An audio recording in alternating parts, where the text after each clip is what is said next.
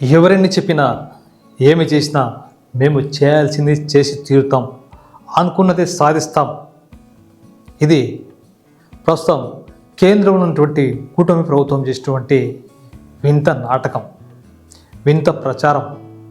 ఇలా చెప్పుకుంటూ పోతే ఎన్నో రకాలుగా చెప్పుకోవచ్చు. అయితే ముఖ్యంగా ఇప్పుడు భారతదేశం మొత్తానికి సంబంధించి ప్రపంచంలోనే అత్యంత ప్రసిద్ధిగాంచినటువంటి మహాత్మా గాంధీ జాతీయ గ్రామీణ ఉపాధి చట్టానికి సంబంధించిన విషయంలో కేంద్ర ప్రభుత్వం తీసుకున్న నిర్ణయంపై ప్రపంచ దేశాలు సైతం, ముఖ్యంగా ప్రపంచంలో ఆర్థికవేత్తలు సైతం ఆశ్చర్యాన్ని వ్యక్తం చేస్తున్నారు. ఎందుకంటే ప్రపంచంలో కోట్లాది మందికి ఉపాధి అవకాశాలు కల్పించడం, ఉద్యోగ అవకాశాలు కల్పించడం చాలా అసాధ్యం. అలాంటి అసాధ్యమైన పని సుసాధ్యం చేసినటువంటి ఈ యొక్క భారతదేశం ప్రవేశపెట్టినటువంటి మహాత్మా గాంధీ జాతీయ ఉపాధి హామీ చట్టానికి సంబంధించినటువంటి విషయంలో కేంద్ర ప్రభుత్వం తీసుకున్నటువంటి నిర్ణయాన్ని ప్రపంచ దేశాల్లో, ప్రపంచంలోని ఆర్థికవేత్తలందరూ ముక్తకంఠంతో తీవ్రంగా వ్యతిరేకిస్తున్నారు.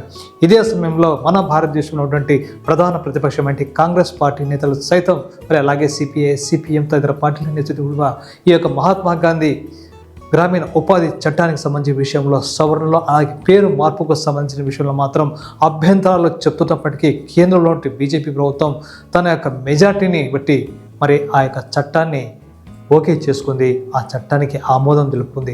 మొత్తానికి జాతీయ గ్రామీణ ఉపాధి హామీ చట్టం సంబంధించిన విషయంలో మాత్రం ఇప్పుడు కేంద్ర ప్రభుత్వం తీసుకున్న నిర్ణయం చూస్తుంటే సామాన్య ప్రజలపై, సాధారణ కూలీలపై, బతుకు భారంగా నడుస్తున్నటువంటి శ్రామిక, కార్మిక, వ్యవసాయ వర్గాలపై బుల్డోజర్ నడిపినట్టే ఉందంటున్నారు ప్రముఖ సామాజికవేత్తలు, ఆర్థిక నిపుణులు సైతం.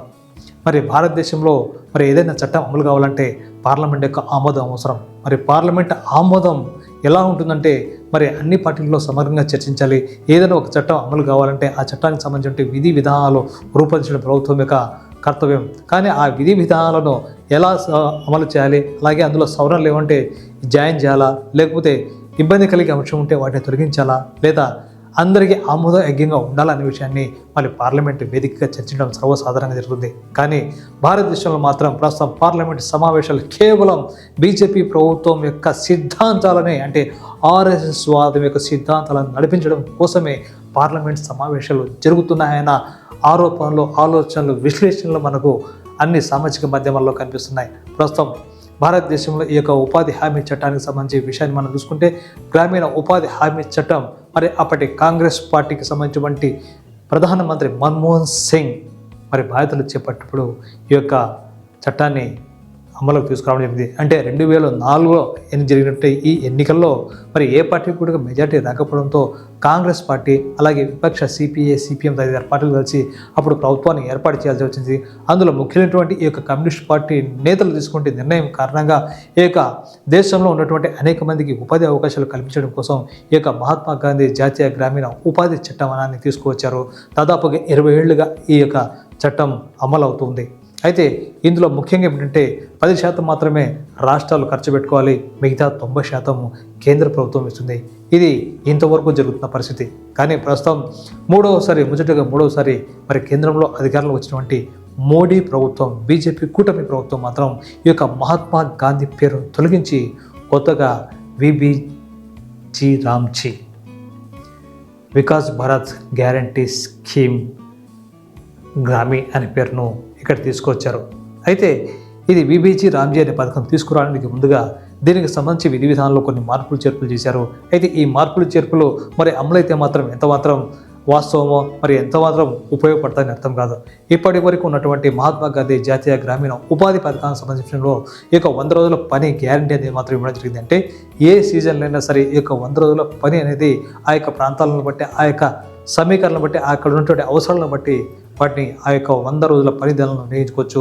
గ్రామీణ ప్రాంతాల్లో ఉన్నటువంటి వారికి అంటే ఎలాంటి విద్యా అర్హతలు లేకపోయినా సరే ఉపాధి హామీ కూలీగా అక్కడ పనిలో కొనసాగించవచ్చు. అయితే అదే సమయంలో ఈ యొక్క ఉపాధి హామీ పనులు జరుగుతుంటే ప్రాంతంలో అత్యవసర పనులు ఏవైనా ఉంటే, అంటే ఉపాధి హామీ కంటే ఇచ్చినటువంటి వేతనం కంటే పక్కన అదనంగా వచ్చే వేతనానికి సంబంధించిన ఉపాధి ఏమైనా దొరికితే ఈ ఉపాధి హామీ పథకాన్ని వదిలి అక్కడ నేరుగా జాయిన్ కావచ్చు అనే విషయాన్ని కూడా ఈ ఉపాధి హామీ చట్టంలో పేర్కొనడం జరిగింది. కాకపోతే ఇప్పుడు అమలు కాబోతున్నటువంటి విబిజి రామ్జీలో మాత్రం పని దినాలను 100 రోజుల నుంచి 125 రోజులకు పెంచారు. అంటే ఇది చాలా హర్షించదగ్గ విషయమే. ఏడాదిలో 100 రోజులతో పాటుగా మరి 125 రోజులు ఉంటే మరో నెల రోజులు ఈ యొక్క పని లభించే అవకాశం ఉందన్న విషయంలో మరి అందరూ కూడా చాలా హర్షించారు. కానీ అసలు తొత్తు లింకు ఇక్కడే ఉంది. ఇక్కడ జరిగిన విషయం అంటే ఇప్పటి వరకు ఈ యొక్క జాతీయ గ్రామీణ హామీ ఉపాధి పథకానికి సంబంధించినటువంటి నిధులను మాత్రం కేంద్ర ప్రభుత్వం 90% ఇస్తే మిగతా 10% రాష్ట్ర ప్రభుత్వాలు పెట్టుకోవాల్సి వస్తుంది. అయితే ఇది కూడా ఈ 10% కూడా మరి రాష్ట్ర ప్రభుత్వాలకు కొన్ని చోట్ల చాలా కష్టసాధ్యమే. ముఖ్యంగా మన ఆంధ్రప్రదేశ్ వంటి రాష్ట్రాలు అయితే మరి అత్యంత కష్టం కూడా. ఎందుకంటే ప్రస్తుతం ఆంధ్రప్రదేశ్ అభివృద్ధి చెందుతున్న రాష్ట్రం. మొన్న 2014లో మనం విడిపోయిన తర్వాత ఈ యొక్క విభజనకు సంబంధించిన హామీలు కూడా పూర్తిగా నెరవేరలేదు. దానికి సంబంధించిన విధి విధానాలు కూడా మరి పూర్తి స్థాయిలో అమలు కావలేదు. నిధులు కూడా రాలేదు. ప్రస్తుతం లోటులో ఉన్నాం, అప్పుల్లో ఉన్నాం. ఇలాంటి పరిస్థితుల్లో మరి ఈ యొక్క ఉపాధి హామీ చట్టాన్ని కేంద్ర ప్రభుత్వం పగ్గాలు మాత్రం తన చేతిలో ఉంచుకుంది. దానికి సంబంధించినటువంటి విధానాలు కూడా భారీగా కోత పెట్టింది నిధుల విషయంలో కూడా. మరి ఇప్పుడు కొత్తగా రాబోతున్నటువంటి ఈ విబీజీ రామ్జీ పథకంలో మాత్రం ఈ యొక్క గ్యారంటీ అనే పథకం ఉన్నప్పటికీ ఉపాధి గ్యారంటీ లేదన్న విషయాన్ని మాత్రం విపక్షాలు నొక్కి చెప్తున్నాయి. దీనికి ప్రధాన కారణం ఏమంటే మరి ఈ యొక్క కొత్తగా 100 రోజుల నుంచి 120 రోజుల పనిదినాలు పెంచారు, కానీ వేతనాల విషయంలో మాత్రం స్పష్టంగా చెప్పలేదు.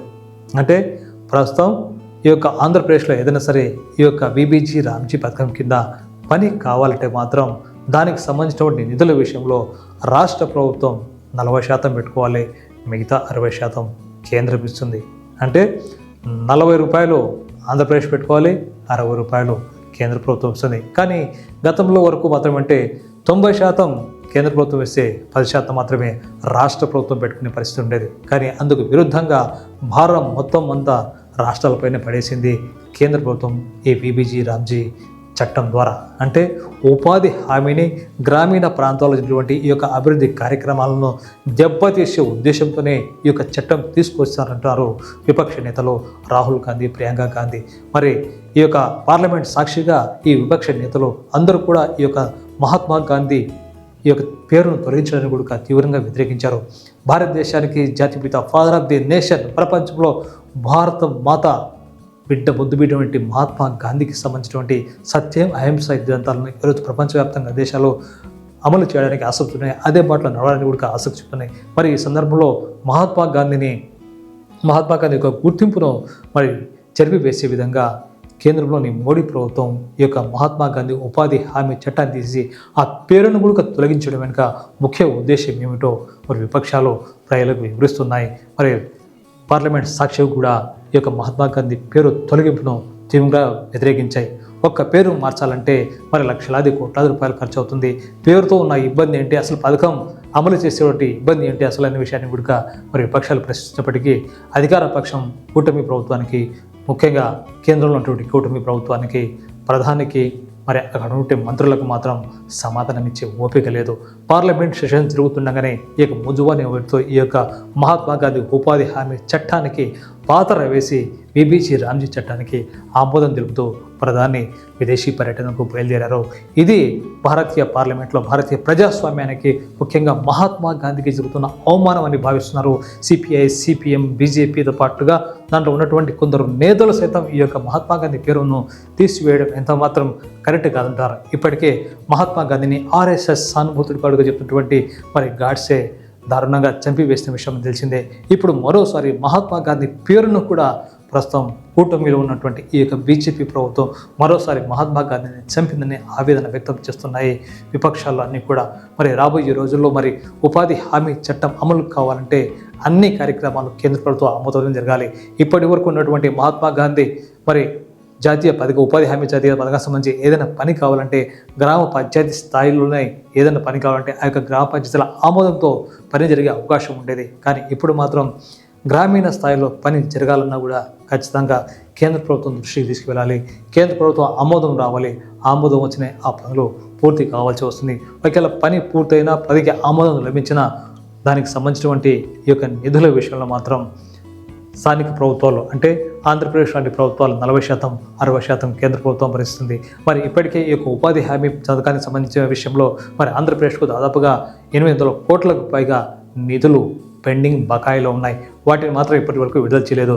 మరి కొత్తగా చట్టం అంటూ అమలు వస్తే మరి 60% నిధుల కోసం మరి ఎన్ని రోజులు వెయిట్ చేయాలి? మరి ఉపాధి హామీ పథకంలో ఈ యొక్క పాల్గొన్నటువంటి ఈ యొక్క కూలీలకు వేతనాలు ఎవరు చెల్లించాలనే విషయం ఇక్కడ పెద్ద ప్రశ్నార్థకంగా మారింది. మరి రాబోయే రోజుల్లో మరి ఇదే విధంగా ఈ పథకాన్ని కొనసాగించాలన్న ఉద్దేశం కేంద్ర ప్రభుత్వానికి లేకపోవడమే ఈ యొక్క పథకం పేరు యొక్క మార్పు యొక్క ముఖ్య కారణం అంటారు సిపిఎం నేతలు, అలాగే సిపిఎం సంబంధించినటువంటి ఈ యొక్క లోక్సభ సభ్యులు, రాజ్యసభ సభ్యులు సైతం.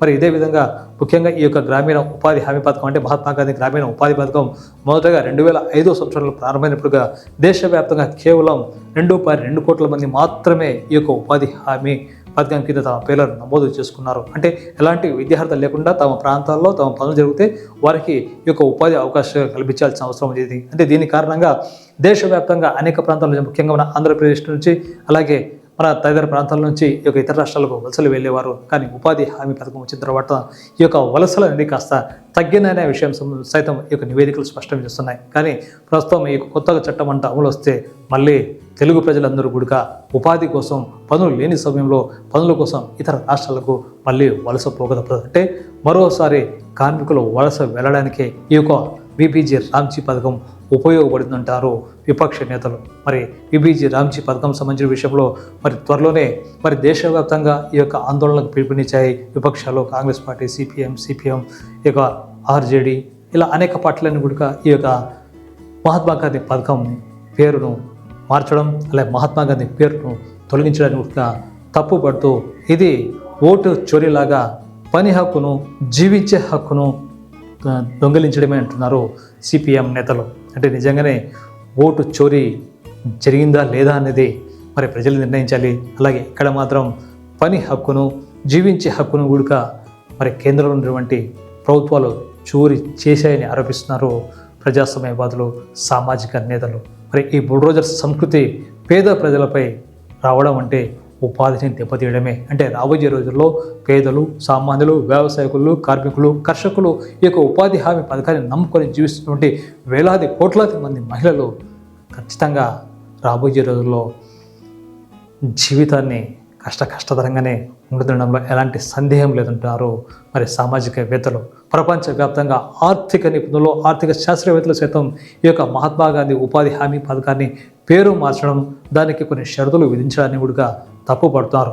ప్రపంచవ్యాప్తంగా ఎంతో గుర్తింపు పొంది ప్రపంచ దేశాలకు సైతం ముఖ్యంగా మనకు ఆఫ్రికా లాంటి దేశాల్లో మరి కరువు పీడిత ప్రాంతాల్లో పనికి రావడానికి ఈ యొక్క ఉపాధి హామీ పథకాన్ని ఆదర్శంగా తీసుకుంటే అనేక దేశాల్లో ప్రస్తుతం భారతదేశంలో ఈ యొక్క ఉపాధి హామీ పథకాన్ని మహాత్మా గాంధీ పేరును కూడా మార్చివేసే ప్రయత్నం జరగడం పట్ల తీవ్ర ఆవేదన వ్యక్తం చేస్తున్నాయి. ఇప్పటికీ కేంద్ర ప్రభుత్వానికి ప్రత్యేక ఉత్తరాలు రాస్తూ కూడా ఈ యొక్క ఉపాధి హామీ పథకాన్ని పేరు మార్చడం సరే, కనీసం ఎలాగే కొనసాగించాలని ఈ యొక్క ఆర్థిక అసమానతలు పెంచే విధంగా ఈ యొక్క కొత్త చట్టం ఉండబోతున్న ఆందోళన కూడా వ్యక్తమవుతుంది.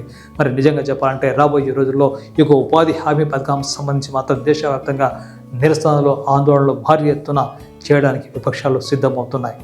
మరి బీబీజీ రామ్జీ ఇది ఒక మతానికో, ఒక భాషకో, ఒక ప్రాంతానికో సంబంధించేది కాదు. బీబీజీ రామ్జీ డౌన్ అంటే మరి అపార్థాలు వస్తాయి. ఎందుకంటే ఇక్కడ పేరు రామ్జీ పెట్టారు అంటే ప్రజల మనస్తత్వాలతో, మతత్వ భావనలతో కేంద్ర ప్రభుత్వం ఆడుకుంటుందన్న భావన ఇక్కడ వ్యక్తమవుతుంది. అంటే ఏ చిన్న నిరసన కార్యక్రమంలో ఈ యొక్క పదం వాడినప్పటికీ ఆ పదాన్ని పట్టుకొని నానా అర్థాలు, ప్రకృతి వికృతులు తీసి దాన్ని కాస్త ఇబ్బంది పెట్టే పరిస్థితులు కూడా ఉన్నాయి. కాబట్టి రాబోయే రోజుల్లో మరి ఈ యొక్క ఉపాధి హామీ పథకం అమలుకు తమదైన శైలిలో విపక్షాలు పోరాటానికి సిద్ధమవుతున్నాయి. ఇప్పటికే గతంలో చేసినటువంటి రైతు చట్టాలను రద్దు చేసినటువంటి కేంద్ర ప్రభుత్వం రాబోయే రోజుల్లో మహాత్మా గాంధీ ఉపాధి హామీ చట్టానికి సంబంధించిన విషయంలో కూడా ప్రస్తుతం బీబీజీ రామ్జీని రద్దు చేసి మహాత్మా గాంధీ పేరునే కొనసాగిస్తుండడంలో ఎలాంటి సందేహం లేదు. చూద్దాం రాబోయే రోజుల్లో మహాత్మా గాంధీని మరి మనం కాపాడుకుందాం. మహాత్మా గాంధీ పేరుతో ఉన్నటువంటి పథకాలను సక్రమంగా అమలైనట్టుగా చూడాల్సిన బాధ్యత, ఈ యొక్క ప్రజాస్వామ్య విలువలను కాపాడాల్సిన బాధ్యత రాజకీయ పార్టీలపై ఉంది. Thank you.